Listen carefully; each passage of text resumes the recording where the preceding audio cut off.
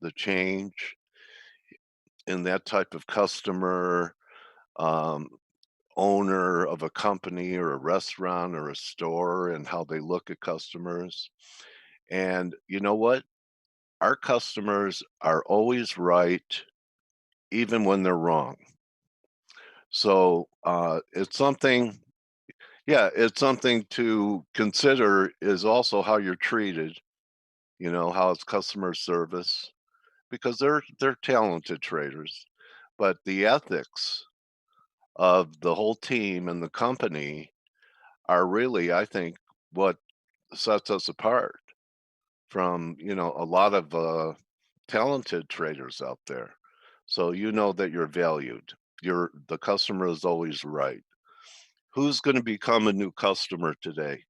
And you guys know it if you've been in phase for any period of time, that we care enough about people to put on this type of webinar every day for free, of course, in the hopes that you'll join us. But if we didn't care, we wouldn't have to do this. So who's going to be a new customer today? Anyone want to give me a why? There's quite a few of you in here. I know you're probably a few out there that haven't become subscribers. Anyone? Okay. Blake? Are you going to be a new Hey, customer, Blake? Blake, will you sign up? yeah, I'll sign up. All right, buddy. That's all right. Hey Okay. Dale, I just want to say we're happy we found you yesterday. We were worried that you slept in and then you got abducted by aliens. We weren't really sure what was going on yesterday, but we're happy to have you back. Thanks, man. Yeah, we were on I the know. hunt for The FBI knocked on my door, the NSA. I mean, I the mean, whole government I was was looking about for ready me. to start calling hospitals, police Yeah. departments, all sorts of Uh, things. We had the whole team. yeah, Um, I noticed how it progressed from jokes. Oh, Dale's, was probably out all night singing karaoke to as the hours passed. well, Andre's going to verified and everything. Yeah. the problem is that we hadn't heard from you, and I didn't check my voicemail, and that because no one ever calls my phone and leaves me a voicemail. Well, Oh, really? the robocalls do, and Oh, so that's why you don't answer them because or I listen don't to them answer because them, of and I didn't have your new number put into my yeah. phone, so All right. I must have saw, and then plus on top of that, my phone is silenced until Oh, okay. about an hour from now, so it doesn't even make noises or anything. So Anyway, I'm sorry to put you guys through stress. There's enough to be concerned about nowadays, but good no, to be missed. How it's about good. that? We're just happy you're okay. All right, thanks, bro. So, you were talking about the euro maybe getting up to 109. I want to show you. I mean, this is, by the way, this is a very slow. It's been a very slow session. We've seen some Yeah. dollar weakness come through. We've seen the Aussie rally, the cables rallying. Um, Amanda was saying earlier this morning in the, in the newspaper she had read, and Boris Johnson's doing fine, responding well, and then this Bloomberg headline came out, and the cable was already moving into this, and then it spiked up right here when that Bloomberg headline came out, and then it came off again because apparently everybody else knew, but you knew just watching the pound going into this. I literally said in the chat room about 30 seconds before that headline came out, I said, the way the pound's acting, I would assume that Boris Johnson is doing better. And then the headline came out, and then we saw the spike up and then down. And I'm like, well, somebody at Bloomberg or people knew that Bloomberg headline was coming out, and so they've been buying the cable into that. And then now that it came out, it's like, oh, it's over. That doesn't mean that the pound can't go higher, and that doesn't mean the dollar can't go higher. I just, the price action was pretty telling as we were sitting there. I'm like, oh, well, that makes a lot of sense. So let's talk a little bit about the euro, though, because the Euro Group meeting is on hold until tomorrow.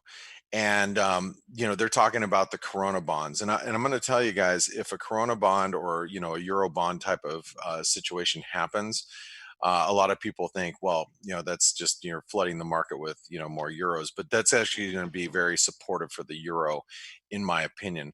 One of the reasons why the euro is trading a little heavier today is just because the EU leaders can't get their act together right now, and so they're like, oh great, this meeting was yesterday, then it's postponed again until Thursday.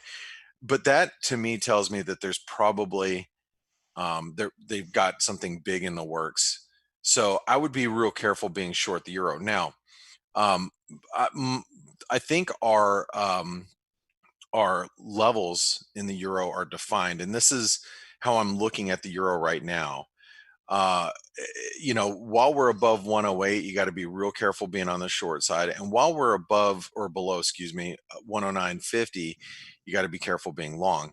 We happen to be in the middle of this triangle right now, in the apex of the triangle, if you will. So when you hear the term apex being used quite a bit, um you know uh with the in terms of like the apex or the peak. Yeah, Cuomo is now a technical analyst. Yeah, well, He's when using in Apex. technical analysis terms, the apex of a triangle is when Yeah. you're about ready, you're in the peak, if you will, between the two trend lines, and you're probably going to get a breakout soon. Now, if I look at the euro dollar, and I think, in terms of an upside breakout, I look at this.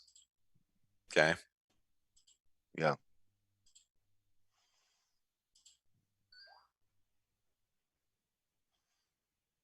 Yeah. It'll be something like this or something like this. Okay. If we get an upside breakout, that means a break above 109.50, in my opinion, is going to be pretty bullish for the euro. Now, obviously, a lot has to happen in order for that to take place, but that would be a really nice Gartley pattern. Um, and so I'll just reiterate, I'm really bullish if we get above 109.50. The flip side to that is if we get below 108, you got to imagine that we're probably heading lower. Um, but you got to be on the lookout for this move. I think this move is going to be a big one. It's going to be a big one that we can really capitalize on. So I'm just kind of waiting for this move to take place before I get too aggressive one way or the other. Um, in my opinion, the Fed has done a lot to implement a lot of liquidity into the market and really take off some of the dollar funding pressures for the market. So therefore, I think the chances of the euro dollar breaking higher is probably pretty good, as long as stocks don't completely, crumble. Now, you talk about the stock market. Here's the S&P. The S&P, we rallied, and I'm a little nervous about the S&P because of the way that the market closed yesterday. And it's not just the S&P, it's the other markets too. We rallied past like some resistance and then closed lower. So I am concerned that that the market is going to struggle up at these levels, but that doesn't mean it's has to. I mean, the market could actually still rally towards 2800 or 2900. I just think that yesterday's close was pretty, you got to watch it really carefully today. I think that's the gist of it. You just have to be really careful about being too aggressive on the long side, knowing how it closed yesterday. And that's, same could be said for the Nasdaq that failed at the 50% retracement in the 200-day moving average. The Dow, we rallied past the 38% retracement, closed back at the 38% retracement. So I think you've got to be a little careful with stocks. I know they're up this morning, but there's a lot of time. Futures are up this morning. There's a lot of time left in the day, so don't get too carried away with what you're seeing from a price action standpoint at this moment in time. um uh the like I said, the cable looks pretty strong this morning. I think Boris Johnson's on the road to recovery, thank God. You know my office, we were talking about what happens if if there's a head of state that actually succumbs to the coronavirus. And um, my opinion about that, and it would obviously be horrible, and I'm not wishing that on any head of state, but sentiment wise, it would be really tough, a tough pill to swallow for people and investors in general, because you lose a head of state. Like, let's just use the example of Boris Johnson. Let's say things take a turn for the worse. um the problem is that people go, wow, even a world leader, a head of state with the best medical facilities available, he still couldn't escape the wrath of the virus. So from a sentiment standpoint, that is it would be negative. So I'm pulling for him and everybody else,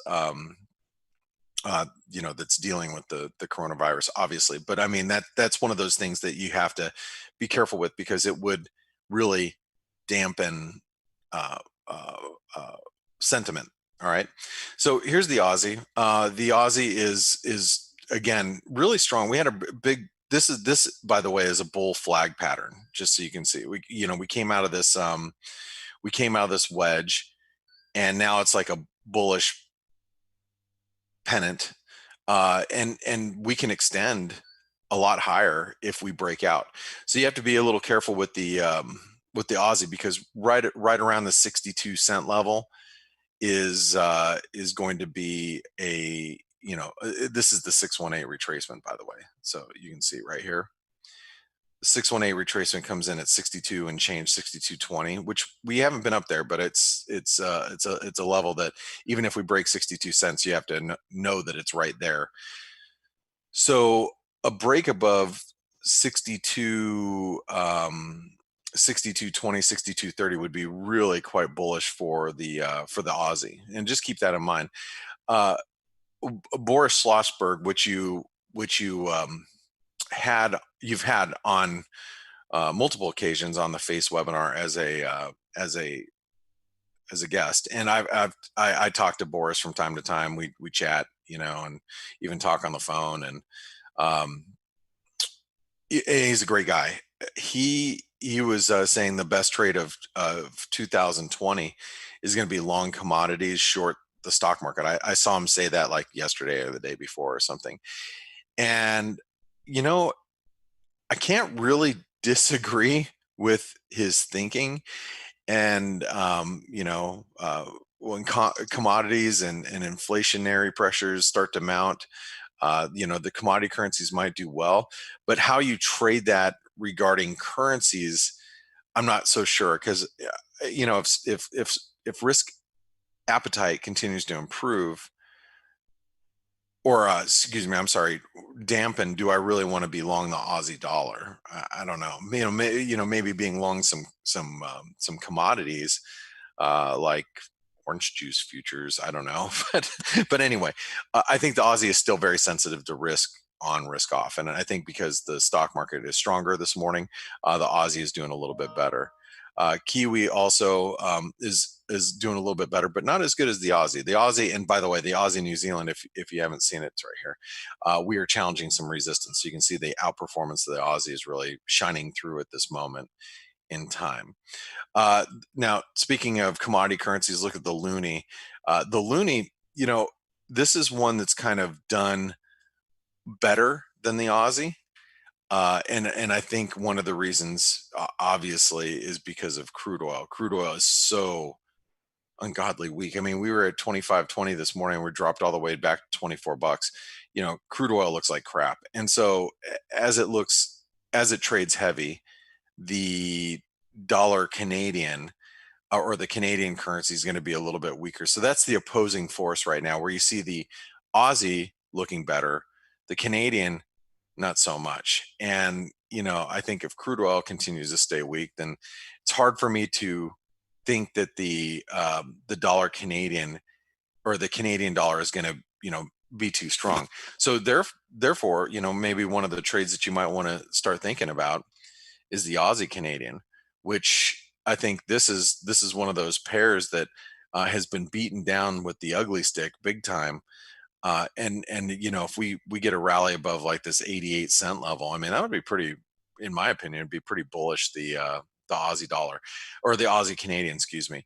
And remember, this thing has been just gotten the beat down, beat down, beat down. And you look at, decades worth of data, and we're near the lower end of the range. So I mean, this is one of those that, if you don't have to play it in a huge way, but if the commodity market is,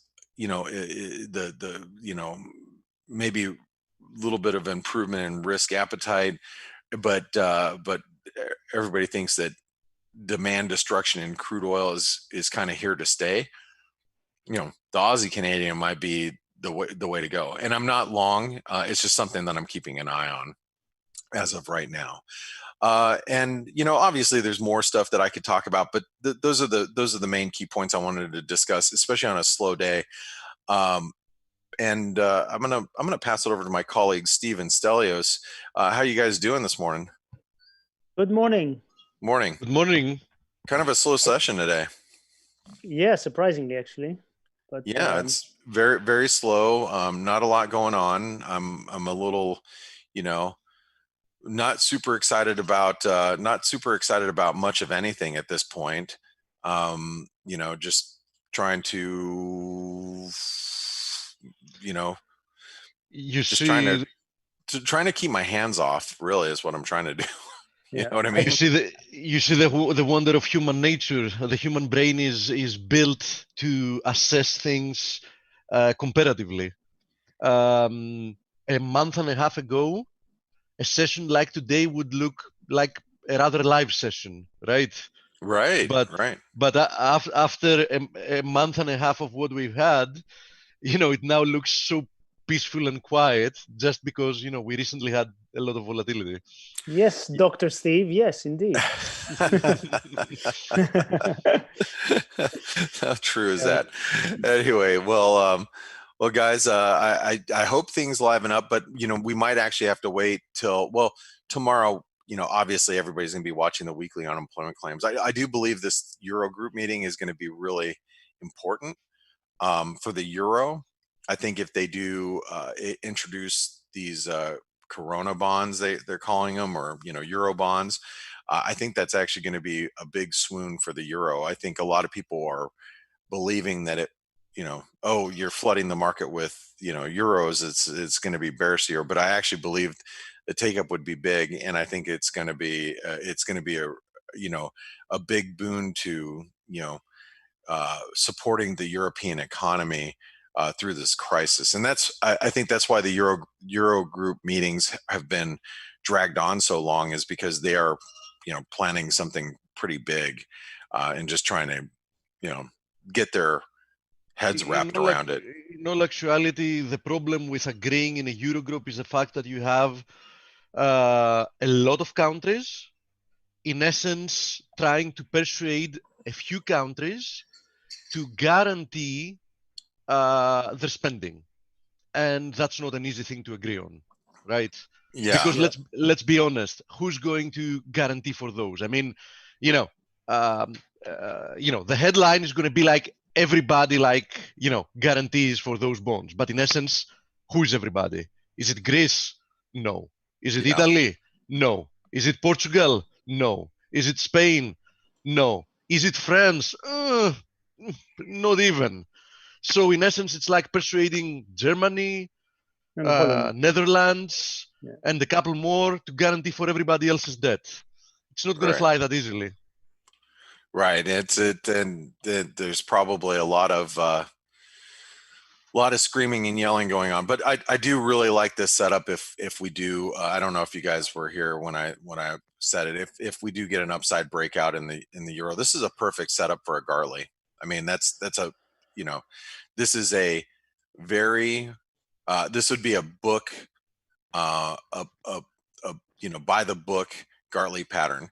You have the 618 retracement, 786, pull back here for D. This would take 161% extension. and then we'd have an 88 retracement of the whole move.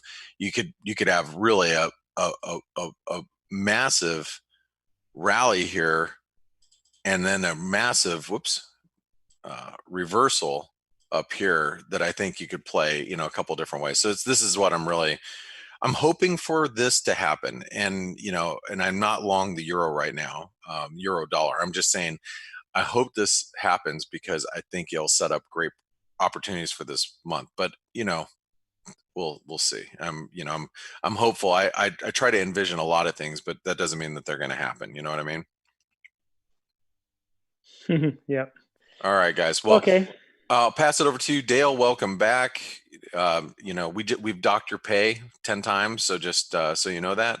That's very very generous. Like I said, the customer is always right. All right, and welcome back, Dale. Steve, buddy. Stelios, you guys, I'll pass it over to you. Have a great Thanks, one, everybody. You do, mate. Have a nice session. Yep. Thank you. You too. So like mentioned, we have the Eurogroup meeting where the Europeans have to agree on this. I think it's 500 billion euro bailout or package, basically stimulus package. It's if I've understood right, Stelion, correct me if I'm wrong. The 500 billion is not so much of an issue. It's that there are pressures to make it more. I think more or less they can agree on 500, but the vast majority of the countries want to push for more than that. Am I right on that? I'm not 100% sure. That's what I read as well, but I have not. I can't say it with 100% certainty. By the way, we just got data that isn't really going to move the market. I just mentioned it.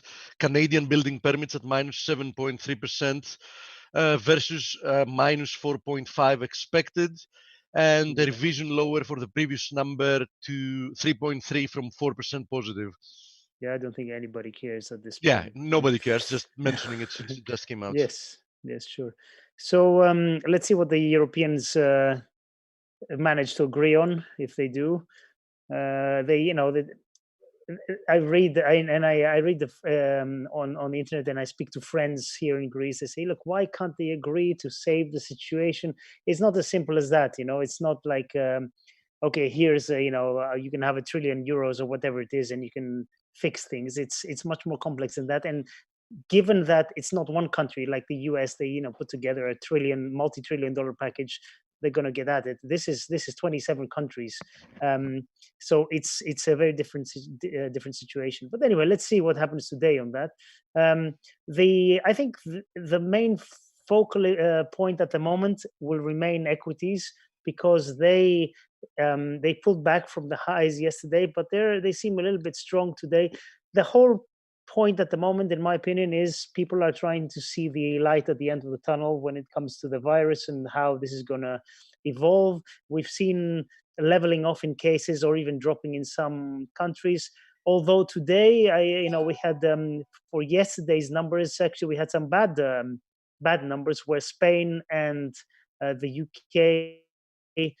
Actually, the UK reported the highest number yet of fatalities yesterday, and Spain also, after a few days of decrease, has now increased again quite considerably as well. So this is not being. I don't even think remotely close to being over.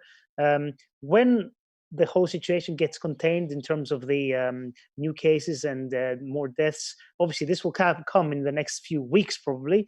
But after that, what happens with the economy? That's what we've been saying here every single day, and it's, in my opinion, it's just not going to be a V-shaped recovery. You've seen companies canceling dividends, and forward guidance being very, very poor now. So I think Stelio, that's the tip of the iceberg still that we're seeing.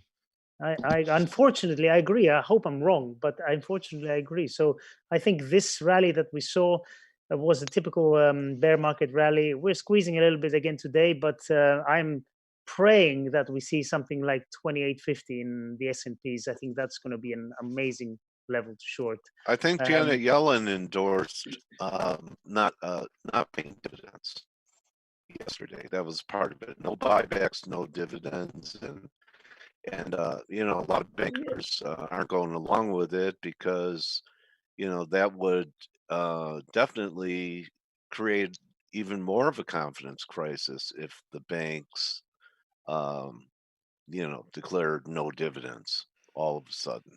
Yeah. But Listen, we've that's talked her about view. that. We've talked about that before, Dale. I'm a capitalist, and I believe in free markets. Okay, so now we have the following weird situation. They don't want to let the markets function freely. By functioning freely means you can do whatever you want. You can distribute as many dividends as you want. You Yeah. can buy back as much stock as you want. But you failed, you Yeah. go bankrupt. End of Right. story. Right. So my first and only choice under normal circumstances would be that. Now, we have to start making concessions and say, okay, since they don't want to let them fail, so if we assume that they want to do their own thing, which is bail out everybody, what strings attached would you want to have under that scenario? Well, Of course, buybacks are gone for sure. Every for sure. political figure has For sure, said that. but Yeah. you do understand the insanity of that, because we've seen it in every single business cycle during the past 3 ones. Companies buy more and more and more and more of their stock at higher and higher and higher prices, and then prices crash. And instead of having money to actually buy back their stock when they're indeed cheap, they've spent all the money they could have put aside buying back stock when it was expensive, and Yeah. then they don't have money to buy it back or save themselves when prices are actually worth A it. good value. Right? Yeah, but CEOs and board of directors get paid by stock price. Come on, Yeah. man. Exactly. That's Exactly. it. And that's a perverse incentive. And you know something? Somebody would say, but that is a failure of capitalism. And the answer is no. Because the first time that these guys would pay themselves a lot of money just to prop up their stock, and then they would fail and their companies would go bankrupt and They'd not be get gone. a bailout, Yeah. they'd be gone. And then during the There'd be a next business cycle, deterrent. There's no exactly, deterrent. You're right, man. exactly. During the next business cycle, they wouldn't be doing it again, because they knew that if you actually want to pay yourself a lot of money now, there's going to be soon enough the day of reckoning when there's not going to be a company left. But now they know that they can pay themselves whatever they want, they can distribute whatever they like, and when things go bad, they go knocking on the door of any government and saying, we're an important industry, we're an important bank, we're an important airline, please bail us out. And Yep. they'll do it. So that is what we've been talking again and again about. This is what moral hazard does to any type of system. Right? This is the problem. So if you sever the link of moral hazard, trust me, the market will manage to balance itself properly. But we want to keep some elements of capitalism while at the same time, in essence, referring to policies that are more socialistic when things go bad. But you Yeah. can't combine those two worlds and get a proper outcome, right? That's the problem. Yep. Yeah. Yes, yes. Steve for president. I mean, that's what I would say. For finance minister, you would be a good finance minister, man. Anyway, Probably I would be the lousiest one, because Stelio, there is a truism. Good economics is usually bad politics, bad politics. Yeah. and good politics is usually bad economics. And Yes. unfortunately, the problem is that to survive and become, a member of the cabinet, you need to be a good politician. So, Yeah. those are mutually exclusive. So you would be sent to the gas chamber, but the history books would remember you in a good light. Yeah. Okay. Isn't it worth it, man, for your legacy? Before we jump into the charts, because we have a lot of questions to cover, we haven't forgotten about it. We have the list here of people. Yes. Yeah. So Oh, let's see yeah. who the 3 people are going to be today. I remind to anybody that doesn't know, we're celebrating 3 years. We have our 3-year anniversary this week of Face, and we're giving back something by offering 3 1-month premium subscriptions to Forex Analytics to 3 participants. So we'll roll for it every day for the previous one. Here is the list, removing anybody that doesn't have a valid email address, etc., and duplicates from yesterday. So Thank you, Richard. we're going to go to random number generator. Let's see how many we had with us yesterday that we have an email for. 309 on Zoom, because we can't know about other platforms. I mean, we know how many they are, but we don't have data. So Steve, click it once just to see. Click it once to see. yeah. I'll click it a few times, Okay. so you see Yes. that. Yeah, it generates numbers. So Stelio, And now let's go. Let's go. 30. So let's see who the lucky one with 30 is. That is Forex. Oh, I can Gal. assume. Forrest Gump. I can assume who is that. Yeah, it's Yeah. Forex Gal actually. Yeah. Fix. Nice. Fix. Yeah, there you go. Yeah, it's fixed. Yeah. Google did it on purpose. Now, Okay, 100. Second one, 166. There we go. Frederick L. Let me find him on the full name list that I have on the other screen. 166. Yep, I have his name. I'm writing him down. Okay, perfect. And last but not least, we have 242. That would be Robert B. Let me go to the other list. Okay, noted him down. Robert B. Excellent. Okay, Stelio, so I'm going to send you everything. Yep. And yeah, after the webinar, and you know what to do. By the way, all guys with us today. Hi, guys. Just would like to share my experience and appreciation. I was one of the lucky people who was granted 1 month of free access from Forex Analytics. Yesterday, I couldn't believe it. I heard my name, but I got an email from Stelios, so now I have the privilege to view all these analyses from our favorite gurus and chat group where you can ask questions. It's amazing. Blake, Steve, Stelios, they're all real. They do reply, etc., etc. A lot of good words. Thank you very much, Olga. We'll have a few more, getting in with us. Okay, so great. Stelio, anything else that we had overnight before we jump on charts? No, we had we had some data which really has become very irrelevant. We had the Norway inflation came in at 0.7% year on year, down from 0.9. I'm actually amazed it's still positive, but anyway, nothing else. Give it a little bit of time. Yeah, we're obviously expecting now just weekly jobless claims. Is it tomorrow? Tomorrow, yeah. From the yes, US. yes. And let's see if we can actually beat last week's incredible number. Yes. Well, hopefully we won't. I hope not. Okay, guys, I'd also like to acknowledge it's Passover, and I'm extending this holiday to all creeds and religions. And what you have to do is take a little lamb's blood and put it over your doorpost. And you know what? the algos of death will pass over your account and not touch you. So you want the algos, not not the angel of death. The algos of death will pass over your account and you'll be fine. So happy Passover to those that celebrate it. You never heard of the algos of death? Never. Oh, okay. Anyway, they're out there. They're out there. Okay.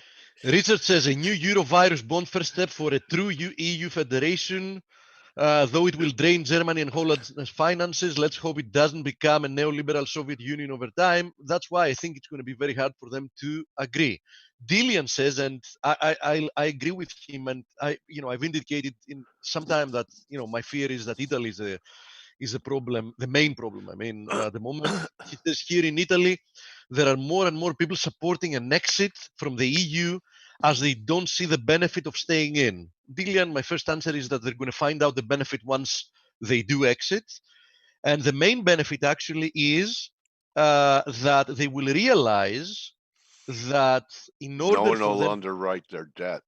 Exactly. And in order for them to do okay, they will actually need to put the house in order.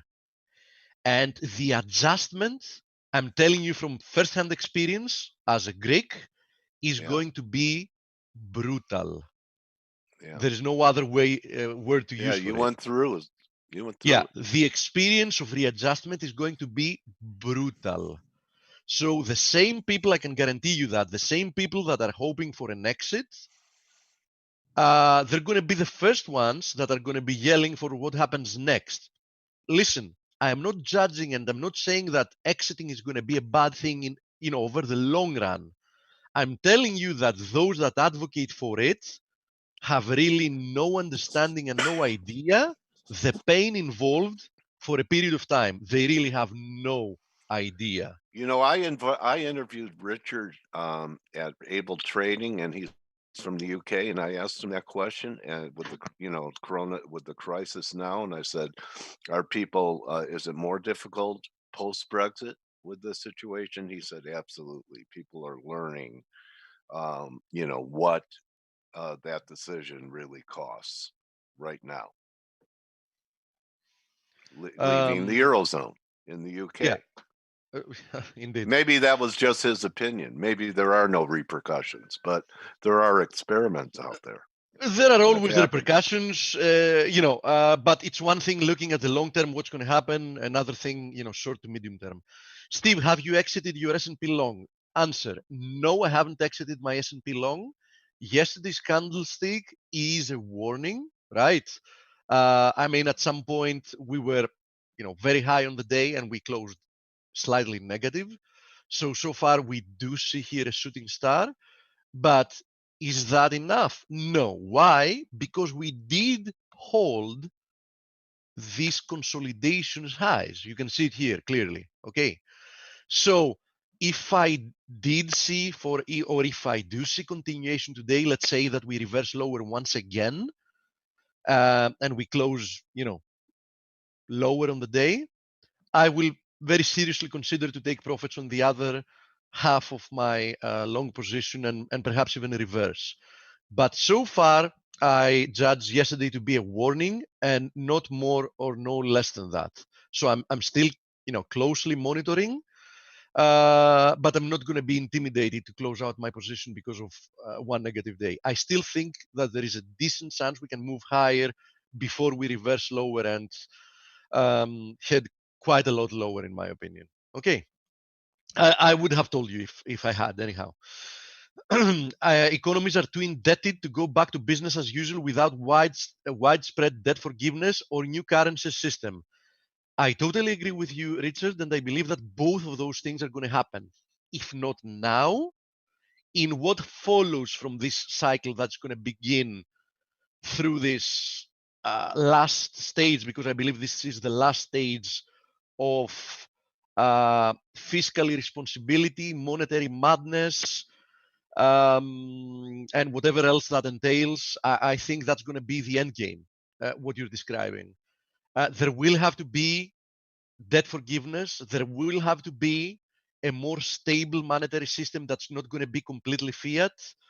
Now, is that going to be going back to the gold standard? Is that going to be establishing a new type of standard like a basket or whatever? I can't tell you in advance, but it will have to be something different. Will you discuss about crude oil? Absolutely. So crude is pulling back. Do I think it's headed to new highs? Not necessarily. I think that crude might find support anywhere between here and like 22 and produce another leg to the upside, at least another leg to the upside. Alternatively, if it goes below 22, we might see lower prices, which it's going to be godsend if you ask me, because I would want to buy crude, you know, as low as possible.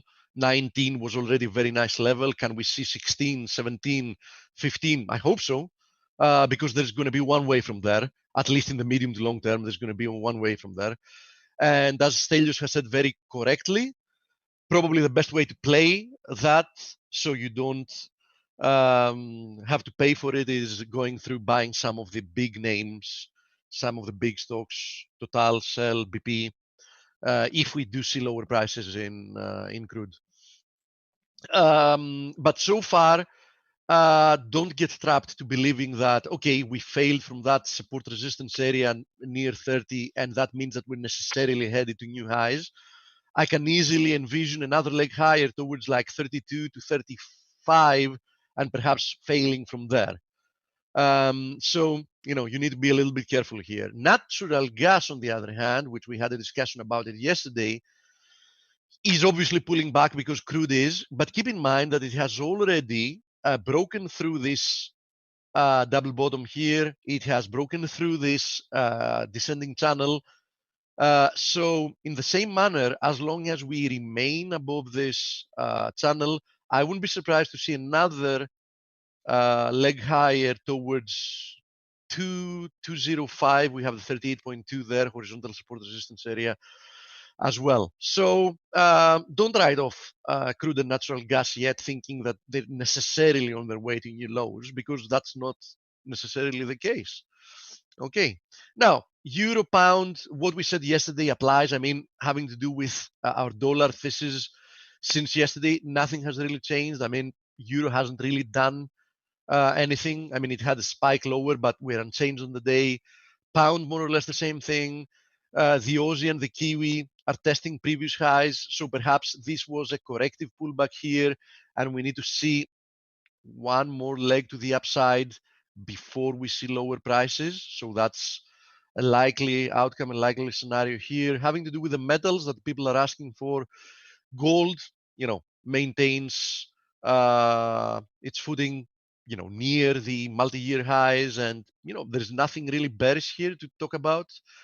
Silver still recovering within this ascending channel, finding resistance here at the 50% fib horizontal support resistance area as well. Next upside target is the $16 area, another confluence of resistances. So I would assume that we can easily see that level getting hit as well. Platinum and palladium haven't done much. Keep in mind, as I've said about platinum, 775 is an important area of resistance. So, I wouldn't be jumping the gun being long, as long as we trade below and close to that resistance area. I mean, there is no risk reward for you to do so. Thank you, Richard, for your kind words, by the way. Oh, yeah, Frederick is here, so he says his lucky day. Yep, Stelios is going to email you, within a few hours, and we'll create an account for you. Frederick, congratulations, nice to have you. No, that's 3 names, actually. We did roll for 3 names, right? Yeah, we did. Let me see my list. 1, 2, 3. Yeah. Robert, Forex Gal, and Frederick. Yeah. The banks are really desperate. I just got a message from my bank to help support you. The first £500 of your arranged overdraft is now interest-free from 9th April to 9th July. They normally charge 19.99 APR. Okay. Interesting. Gold and silver, platinum. Okay, we covered those. Yesterday, LQD got the death cross. Yeah, that's a good point, Dillian. 50 moving average crossed the 200 moving average. So most probably the bear market rally is near its end. I would agree. We're definitely close. I mean, it might take a few days. Worst case scenario, it might take like a week, 10 days or so. But it's very hard for me to see it getting prolonged more than that. We haven't left Europe yet, so Richard is probably Remoner, says Andre.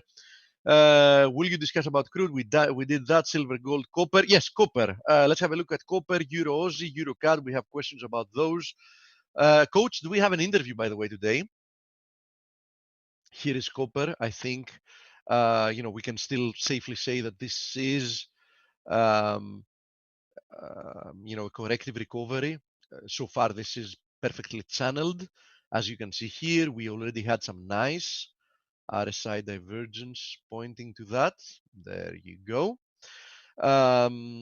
Upside targets 230 and most importantly 248. 248 is going to be a key area of resistance for copper because it was a long-term support area, and once we broke through it, we actually accelerated lower. So definitely a key area for the market. I would expect that even if we make it to 2.48, the initial reaction is going to be a rejection. Now, what happens from there, we're going to find out. But as a risk reward perspective, I think shorting 248 is going to be a very good trading proposition. Okay. No, that's not. But the email is. So with huge dollar, yen, and lira. Dollar, yen, and lira. Okay, when you say dollar, you mean dollar versus the yen. What to do with coffee and sugar? Give me tickers because I don't trade commodities, but I can definitely have a look at those charts for you, mate. So if you can give me the tickers for TradingView, I would gladly have a look at coffee and sugar for you. So first, Euros and EuroCAD. So EuroCAD, there we go. I mentioned yesterday that EuroCAD, this is likely a diamond formation reversal, but I said be very careful because 150, 150 is the area where we, in essence, fill the gap. So, I would want to see what's going to happen from there. But for the time being, this looks like a nice reversal here. Now, having to do with Euro Aussie, we covered that yesterday and not much has changed. So far, this move lower can prove to be corrective. Watch for 174.20, 174.30 as an area of support, 171 after that. And, I wouldn't want to see it go below that because then we will start overlapping with the long-term broken channels territory, and that will probably then mean that this is not corrective. But as long as we are holding above there, and especially since I expect risk to turn lower again, I think that Euro Aussie might see at least one more move to the upside. Okay, so that's my thesis. And obviously my position on Euro Kiwi is a very, very similar one. You can see here something like a pennant, 178.50 to 179, an important support area. Sure, we can have a look at USD MXN. Do you expect USD yen to move lower? I've said it before and I'm going to repeat it again. I think that USD yen is probably the favorite pair of your broker. Just look what it has done. It has been coiling in a multi-year formation, a triangle. It falsely broke higher, turned lower, falsely broke lower, turned higher, falsely broke higher, again, turned lower. Bottom line, I don't want to trade it, right? I mean, look for something else to trade, as simple as that.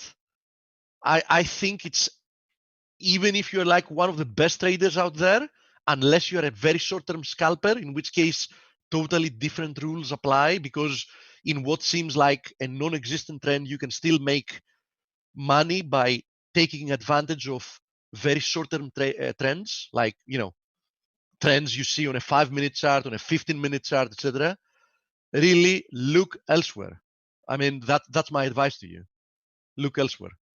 Yeah, as Tiana is saying, that is the abomination trade. Really, it is.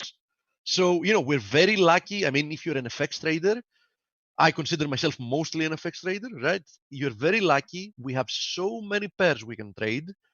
There is absolutely no reason to trap yourself in trading a few of them that look that horrible like USD yen does. So really look elsewhere. USD MXN. So we mentioned that the first day we saw a reversal at the beginning of the week. We mentioned that this can really be a big, bull trap up there. And I wouldn't be surprised if we saw a bear trap following, a move below 2280. But on the other hand, there is also the scenario that, we're pulling back a little bit and we're going to head to new highs. So those are the two scenarios. Bottom line, there is clearly not a really good risk reward in being long. we've already seen a huge move to the upside, but until proven otherwise, the trend remains higher. So it's a very tough thing to trade at the moment. It was much easier trading it once we saw that reversal that day. You could have traded it, after it turned lower and had already started becoming like a shooting star.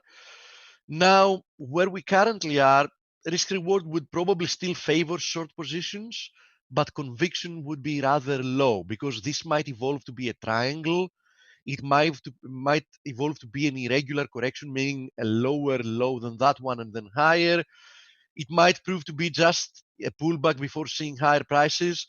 I think that there is going to be good money to be made being short the USD MXN in the future. I'm not talking about the distant future, but I think we need to see more price action here to see what we're handling with at the moment. The Aussie Kiwi, Blake actually briefly mentioned the Aussie Kiwi. So far, I'm looking at this Aussie Kiwi's rebound as a corrective one. And to put things in context, first of all, we're currently backtesting this broken channel. You can see it here in purple, right? And also, so far, this rebound higher looks like a bearish pennant, right?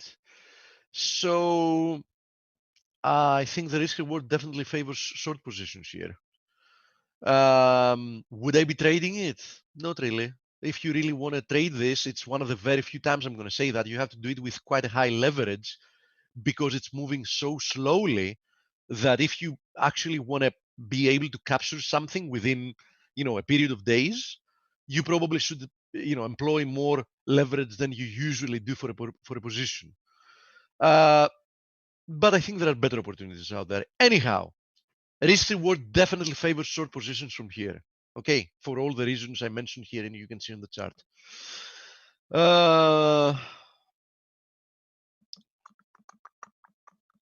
USD INR. Yeah, sure.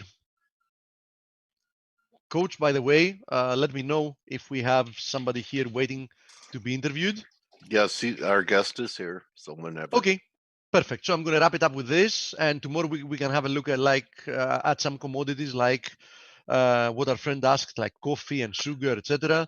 Keep in mind that my fundamental thesis about those is that they're going to move a lot higher in the foreseeable future, but we're going to have a look at their technical picture, in the shorter term tomorrow. Now, having to do with USD INR, what I see here is a triangle, a consolidation, as the market is having the opportunity to work out its overbought conditions. You can see here the RSI. So I think there is a very high probability scenario that the USD INR is going to produce another high before we can see lower prices, in which case I think that an attractive upside target would probably be that 161.8% extension at 78.5. So thank you, everybody. See you in the chat room. Tomorrow we're gonna roll for today's participants, as we did today and as we did yesterday. So thank you, Dale, and enjoy the interview. Okay, thank you, Steve. Sheldon, I'm going to get you set up here. It's been such a long time since you and I have talked. Looking forward to it.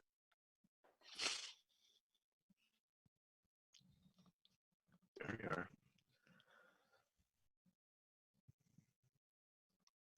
Welcome to Face. Sheldon McIntyre, how are you? I'm doing okay. You? Good. It's been a long time, buddy. So in order to share your chart, I'm not sure if you've used Zoom before, there's a drop-down menu with the green box that says share. Share screen. Yeah, they actually Share screen. recently changed it to share screen. Yeah. Share. And Let me then- see. Compartir. Yes. It's the only colored button. Yeah. Yeah. Yeah. It's the color of money. Only lime green. Did you get it? So counterfeit. Yes, Here it's coming coming up through. now. Yeah, Yeah, perfect. okay. Okay. Thanks, Steve. So Sheldon, you in Canada or Peru? Where are you nowadays? I'm actually in Chile. I live in Chile. Oh, Chile. That's right, Chile. So, what are things like there? Is there any coronavirus down there that's causing problems for the country down there? Yeah, we're pretty much like most countries around the world. I think we're sitting at around 5,000 confirmed cases now and around 40 deaths, 40 to 50 deaths. Where Oh, I that's- live, we're in quarantine. It's enforced by the Chilean military, which is a little bit new for me, but we're pretty much like everybody else, working from home. Okay. Okay. Yeah, I'm having a little trouble with my computer. We know that Dale has something else we are going to resolve it. Oh, okay. Thanks, Steve. So what are we looking at here? The dollar against the rand. So your hesitant as the currency moves here. What do you see? An ascending triangle here, Sheldon? What's that? Dale. Yeah.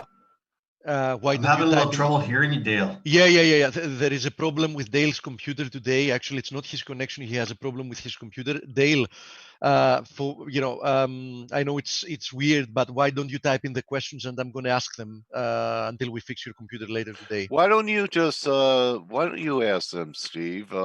Sheldon's a great technician. He has views on almost every market, and he brought charts. So it'd be a good day for you to just take over, get you ready for the Well, now you summit. sound good, Dale. So Now I'm okay. yeah, now you're good. Now you're okay. So, but if you start breaking again, I'm gonna let you know, Dale. Okay. Okay, yeah, just So step go in, ahead, and Steve. I'm gonna be here, and I'll step in if there is a problem again. Thank you. So Sheldon, what are you looking at here? Is there going to be more dollar strength, or are you looking for some type of topping formation here? Almost looks like Yeah, we're not confirming up here at new highs by too much using your, what is that on the bottom? Is that an RSI it's or a Bollinger or Band. what is? Oh, okay. All right. So what's it telling you? I actually, what I see here is we went into the end of last week where we had an extreme overbought situation. You'll see it sets up similar to 3 previous times where we actually marked tops, and then this time we moved sideways. Last week I put out on Twitter that I thought that there was going to be some type of consolidation, and it just happened to, there was a confluence also of the 1.618 extension of this particular decline. And that's what's happening this week, is we're getting a pullback there. Do I see this going higher moving forward? I do. I think we're going to see some type of consolidation. I don't think it's going to be particularly deep. It will go below the 2016 high, but then I think we'll continue to march forward. I don't really like to be the consensus, but I'm bullish on the dollar on the intermediate term to long term. Okay, I'd like to address that. Could South Africa, I know they have a lot of political issues going on there, but could this have anything to do with natural resources, or is it strictly dollar related? I think it's both, but I think in this very short term period, I think it was really dollar related. I think that whenever you have such cross asset volatility, I think, and being somebody who lives abroad, I mean, the number one thing that comes to mind in difficult market conditions is get me dollars. That's the number one thing. And then after that, it filters down into what the commodity complex is, how it's doing, and that of course goes into the price. I think that's what's going to be the next part of this stage higher is how the commodity complex is going to be moving forward. All right, so being a dollar bull, gold threatening new highs for the move at 1,700. Do you see a continued dollar strength along with continued gold strength, which most people aren't used to seeing, Sheldon? I'm just going to bring up a dollar chart. Yeah, I mean, I look at this big picture chart of the dollar. I'm a little bit different than the technical analysts that you have aboard. I like to look at the really big picture, as you can tell. Yeah. And you can see that there's this arc that comes down on the dollar. And we had that false breakout there. I think in the very short term, unless the dollar gets back up here, it's going to be in a process of consolidation before we go moving forward. And you'll see that there's these cycles here that run about almost 20 years.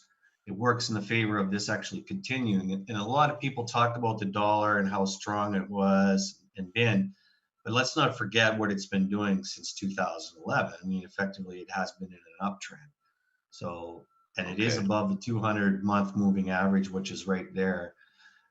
And it held it there, which was a bullish sign. What's a moving average that's containing it right here, the blue one? The blue one or the brown one? Well, The the blue brown one. you said was a 200, right? Yeah, the blue up Okay. here is just an arc that runs from the high back in the 80s through here, and then comes through this high here, and then comes across. So you can see how prices kind of follow that arc, the highs there. Yeah, that looks bullish on a close over the arc. Yeah, I agree 100%. How do you come Or up a with the huge- arc? Go ahead. Or a Steve. huge bull trap. Yeah. Well, look, that's exactly right. I think that one of the things that I talked about with people last year towards the end of the year, this was going to be the year of the dollar. Either it was going to decide whether it was going to top or it was going to actually break into, basically a generational rally. And, right now it's trying to decide which way it's going to be. Yeah, so it didn't decide last year, and now we're a quarter into this year. It seems like everything else is making decisions this year. So Yeah. you would think it would happen here too. What kind of Yeah. upside do you get for this kind of just measured move off this? Where are those highs? Because I'm not seeing the right hand. I would say the 2002, 2001 highs are something we would see over the coming years. What is that level? Because I can't see the right hand of the chart. About 120. About 120. Okay, Yeah. Thank you, Sheldon. Yeah. All right, 120. yeah, that would be one heck of a move. Sub parity euro. So deflationary forces, is that your take, especially with what's happened in equities? And I'd really like your take as well on what happened to the bond markets that froze up, and even treasuries, which are the flight to quality, had Sure. one of the biggest collapses I've seen in my career from a blow off high at 180 in TLT. So, Mhm. I'm wondering what your thoughts are there, and then maybe we could go to the S&Ps or wherever you Yeah. want to go, whatever you wanted to talk about. I have a tendency to No, try. it's fine. Okay. I one of the things that I looked at about 3 weeks ago was when, sort of the peak of this was unfolding, is I decided to take a look at what the Federal Reserve stress test scenario was in they call it an adverse conditions. And I saw some things that make I'm sure that the Fed was not using its stress test as a blueprint for its policy, Corona. but when you look at, the spread, when the triple B bond spreads popped out to 480 or something like that, it fits right in with what they were looking for in terms of the first quarter in their stress test. If you look at the VIX actually got a little bit higher than what they were looking for in the first quarter of 2020. And they used the Dow Jones Total Stock Market Index. The index, like I brought that up here, is they had it coming down about, so their first level is 35.7%, which came to 22,262. And you'll see we undercut that slightly. So all you had to do was know what the stress test was for banks, and all of those targets ended up manifesting in every one of those markets. And absolutely correct. Absolutely correct. The one that got a little bit, I guess you would say, more adverse was the VIX got up to 80, where they saw it at about 60, 69, 70. So close enough for government work. What a great call. Actually, yeah. So I thought I was being extreme, looking for 30 when it was 12 and 14. So that's very interesting that the Fed would have these kind of targets and then they manifest. You read anything into that? How did they know? Well, I think when you look at what happened, they came out on 23rd with really their shock and awe moment. Yeah. And when you look at where the equity markets in particular in the VIX were, but also, triple B yields, basically it was at those levels that preceding week where they were hitting those targets. And what happened over the weekend, they came to their plan. They came up before the markets opened on the 23rd, and they laid out their new policy approach. And I think that whether they admit it or not, I think that they in fact were using this as a blueprint for acting, and they wanted to get ahead of the curve, not be, waiting down the line like we saw in 2008. I think it wanted to go big or go home, and it had effectively worked, at least in the very short term. You'll see the markets bottomed that day and have stabilized since. Yeah, that megaphone formation that you're showing in the right-hand corner of your screen, it was a very popular formation, Sheldon, until we got the throwover above the top megaphone line. Yeah. And then once it got back inside of it, it activated the formation again, and you already showed having a touchdown there. Yeah, it came pretty close to touch. Yeah, it was. It's interesting because there's mixed views on whether megaphone patterns are actually that bullish or not. And someone that did a lot of work on technical patterns, Bulkowski, says that it's one of the worst patterns actually for projecting gains. So I find it kind of interesting that you see that a lot of markets or indices show this particular pattern. Well, that's because they're indecision patterns. Yeah. They're broadening, so people get bullish at the top and bearish at the bottom. They're great for trading if you're a contrarian, right? Yeah, no, they definitely are. Definitely. And so what did Bukowski say that do these megaphone formations, once they're in them, just continue to swing wildly within them from the top of the band of the megaphone to the bottom ad infinitum? Yeah, usually actually you have a breakdown towards the bottom. Well, in this particular case, it would be to the bottom. Okay. And well, it looks like we came pretty close to achieving that here. Yeah. So, and one of the interesting... That would really be ugly. So we had a throwover on top. Why can't we have a throwover underneath if we had a throwover on top? Yeah, I think that if we go through the bottom, that could usher in something significant, or also it could create a bear trap and bounce really high. I think that it's tough to call really at this point when you look at the formation of the market in terms of how quick it has fallen and then how quick it's rebounded. There's a lot of price compression there now. And, the markets can't just go straight down, straight up, straight down, straight up. At some point, this has got to release that price compression and move sideways. And I think we're actually going to have at least another test of that megaphone line, if not a brief throw under, I guess you would say. Okay. On that. So you're looking at this recovery as being a selling opportunity if you froze like a deer in the headlights and didn't raise cash, and you also see it as for a trader a shorting opportunity? Well, you'll notice here on this particular chart, and it's the same for the S&P also, is that you have this rally coming into the 200-month or 200-week moving average and stalling. And if you go back to 2009, you'll note that in 2011, 2016, and in 18, we tested successfully that particular moving average.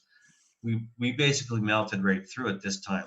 If we continue to stall there, that would be a pretty good tell that we're going to be moving lower to a test, and that's what I've been watching now. What's the number on it? Right now, it's at 27321. This is the Dow Jones Total Stock Market Index, so it encompasses the whole market. Okay.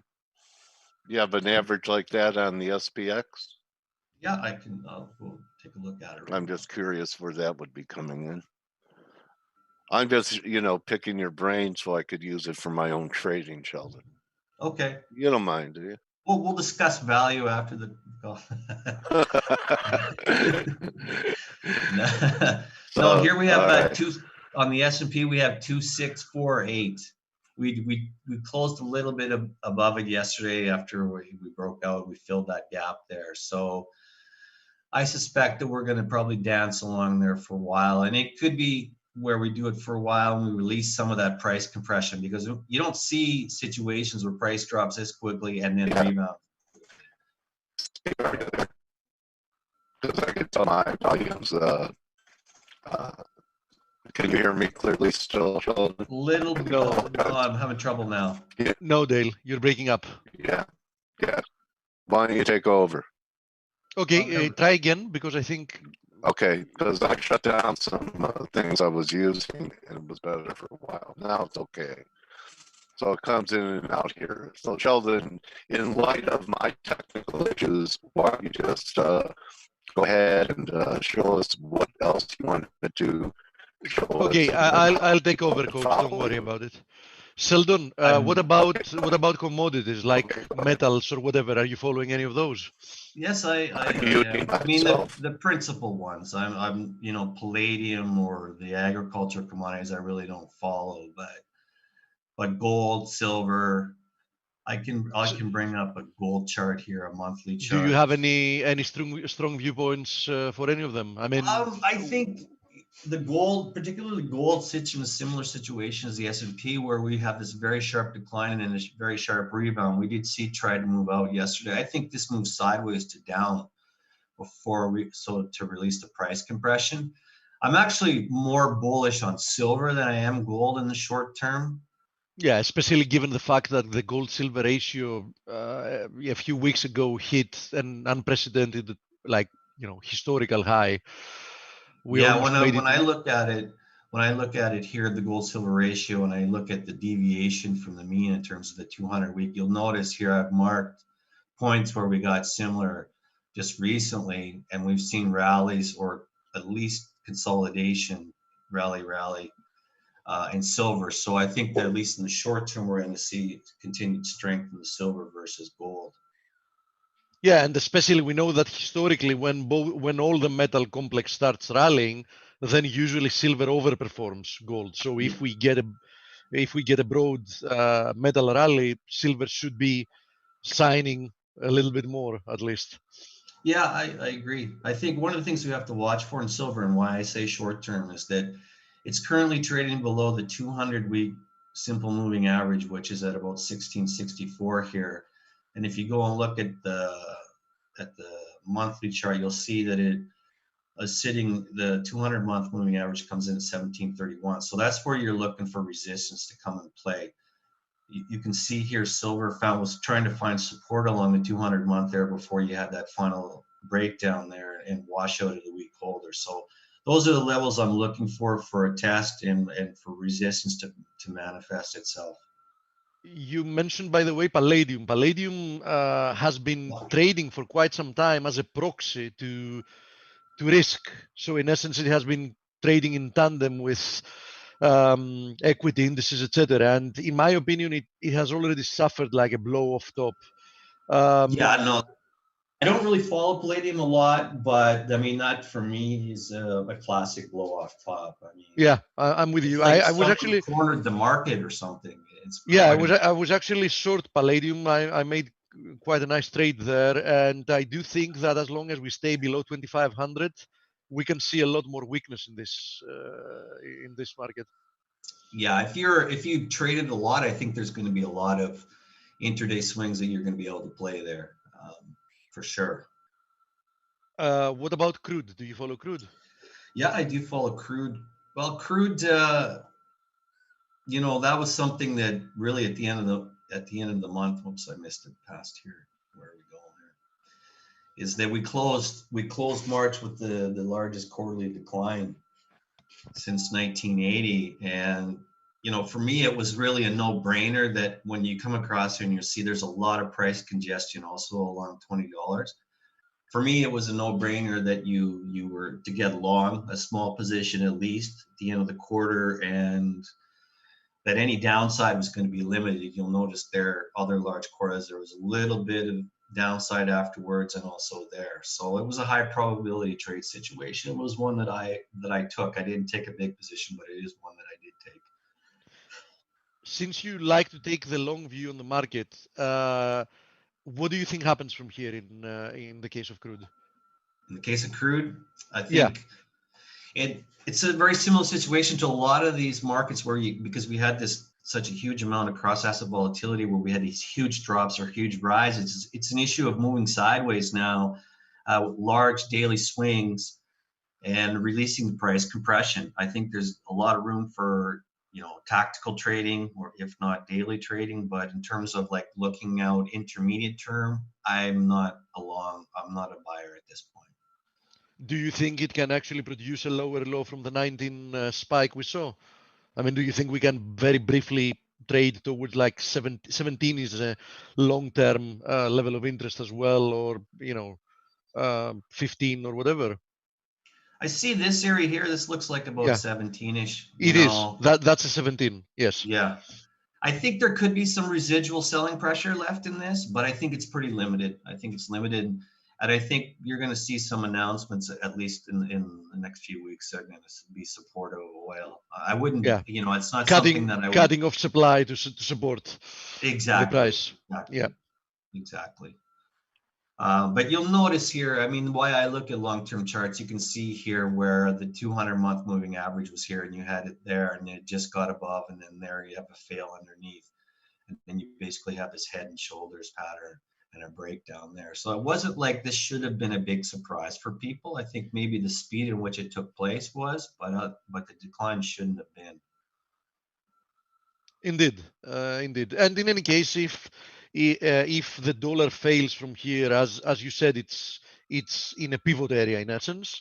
Obviously, that's going to assist the vast majority of commodities performing better against it. I mean, yeah, no, it's. I mean, one of the ones that I'm really actually might be the most curious about is what copper is going to do next year. It was one of those. It was trying to hang on, and it finally broke there the last couple of days of the panic situation in the markets. But you'll notice here it's sitting. You had also a head and shoulder type of formation. This is a little bit too extended to be. It's a little bit deformed. But anyways, you'll see it was along the 200-week moving average there. And it is also similar on the monthly chart. That's a Quasimodo head and shoulders. Quasimodo? Yeah. The Quasimodo hunchback of Notre Dame. Sure. I like that. I'm going to steal You can use. Oh, go ahead, buddy. Okay, we'll add it. That's new technical terminology there. Oh, that's a Quasimodo. Yeah, actually, on the monthly chart, you can really see that there. You'll see also here you had the 200-month moving average in play where it was only gold resistance. So, and then you had a bearish outside month, and then you had that drop down. So, being in Chile and the largest exporter of copper, everybody's sort of got their fingers crossed that the dollar weakens at least for a while. We can get that back up here a little bit higher. How's your local domestic currency? What's it called? Peso. Okay, and has that been depreciating against the dollar as well for a long time? Yeah, I'll bring up a chart here, let you take a look. This was, for me, this is one of the interesting patterns you'll see here. You have a gigantic base formation here going back to 2002, right? And you could even call that a cup with handle, and then you had within the handle you had a cup with handle. The whole concept of fractals. The breakout. The thing about Chile is that we had a lot of social political dislocation last year, particularly in the month of November, and you have this huge month where you have the breakout above both resistance levels, and then what's taking place in 2020 has carried it back up to those levels there. The central bank has been intervening to some extent here to try and cap this move. I think we'll see consolidation, but I think there's probably more upside to go for the pair. Okay. Well, what a great. Go ahead. Go ahead. No, go ahead. No, I was just going to bring up the U.S. dollar real chart. It's a very similar situation. You'll see the big base, etc., and then a big breakout this year. I think consolidation to come in that, and then I think it moves higher also the pair. Do you think the U.S. is going to do anything with Venezuela sending out naval task force into that area? I think they've been wanting to. What's your feeling? Yeah, I think they've been wanting to for years, to be Yeah. quite frank. I don't think that that policy really has changed. And I don't know. It's a tough one to call. I mean, that's a powder keg. I think a lot of people are worried about if Maduro's gone, what is that going to mean for the country? Is it going to just disperse into chaos or not? It's such a divided situation. Yeah. I think they That's might okay. do worse than better by getting him out. Okay. All right. Well, Not that I'm in favor of him, but yeah. it's just Speaking of which, Chile is one of the biggest producers of copper in the world. If people yeah, didn't we know, are the Right. largest. Yeah, you have Codelco, is it? Do I that's remember right? correct. Right, that's a state-owned Yeah, copper it's a company. nationalized. It wasn't always. I think it was nationalized at some point, if I'm not mistaken. Yes, many decades ago. It's actually a very important to the treasuries, you can guess, and it also supports the armed forces here too, in terms Yeah, of so obviously, at some point when copper makes a big reversal, that should also be quite supportive for the Chilean peso. it In my should be, opinion, but in go my ahead. opinion, it's going to come a time that being long all those exotic currencies is going to be really lucrative. For example, what is the central bank rate in Chile at the moment? That's a pretty good question. I actually don't know off the top of my mind.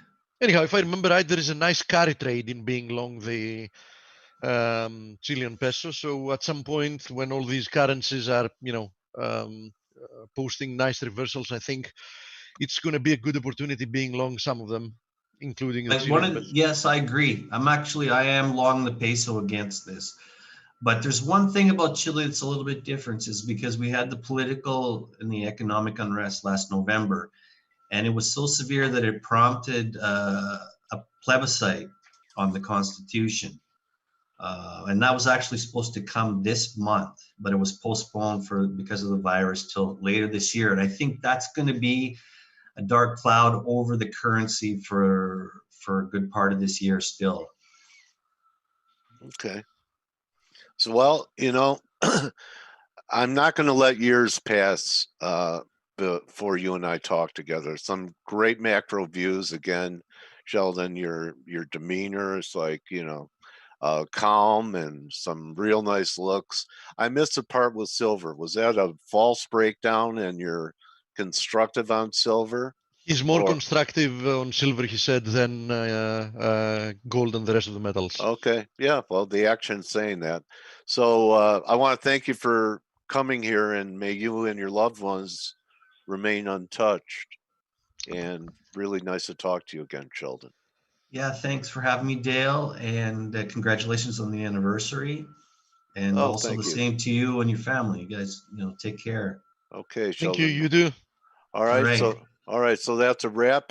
Sheldon, people could follow you at Hurt Capital on Twitter. Anywhere else? No, you can find, I post my views somewhat regularly there. That's the best Okay, place for it. okay, buddy. Thank you, So sir. thank you, my trading warrior brother, Sheldon McIntyre. We'll see everyone tomorrow. Remember, don't just count your pips, count your blessings, and we'll be giving away some 3 more free subscriptions tomorrow. Adios. See you tomorrow. I'm going to have Chris from Second Skies Forex with us. So see everyone tomorrow. Be well and prosper. Adios. Thanks again, Sheldon.